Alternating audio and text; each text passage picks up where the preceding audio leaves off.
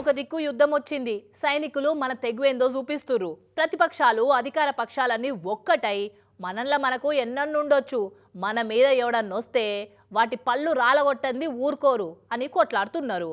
Border పొంటి గంత గడబిడ నడుస్తుంటే లోపటున్న చీడ పురుగులేమో అలవాటైన చేతి వాటాన్ని ఆపుకోలేక అదో యుద్ధం లెక్కనే చేస్తాన్రు. పాపమిగో ఈడ ఏడుపు ముఖంతో చిన్నపోయి ఉన్నది కదా అమ్మ. ఈ అమ్మ పేరు అనసూయ. ఆర్టీసీ బస్సులు వస్తుంటే 6 తులాల బంగారం పోగొట్టుకున్నది.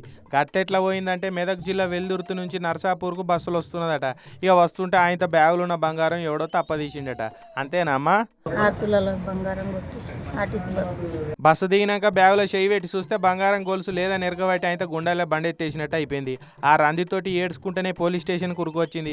ఇక పోలీసు వాళ్ళకి ఫిర్యాదు అయింది. పోలీసు వాళ్ళు కేసు రాసుకుని బస్టాండ్లో ఉన్న సీసీ కెమెరాలు చూసి అనుమానంగా ఎవడన్నా కనిపిస్తారేమో చూసి దొంగని జాడ దొరకబడతాం తల్లి అని చెప్పిరట.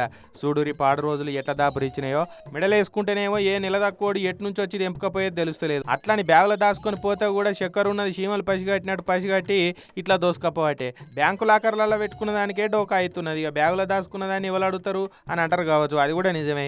ఏడున్నా కూడా మన జాగ్రత్తలో మనం ఉండాలి. బ్యాగు పక్కకు పెట్టుకొని నిద్రపోయినా చాలు, రెప్ప మూసినంత సేపట్ల మాయం చేస్తారు. మరి ఎప్పటో పక్కకు కూర్చొని మాటలతోటి మత్పరిచే ఎవడో కొట్టేసి ఉంటాడు. పోలీసు వాళ్ళు అరుచుకుంటే అన్ని బయట పడుతుండొచ్చు. ఇక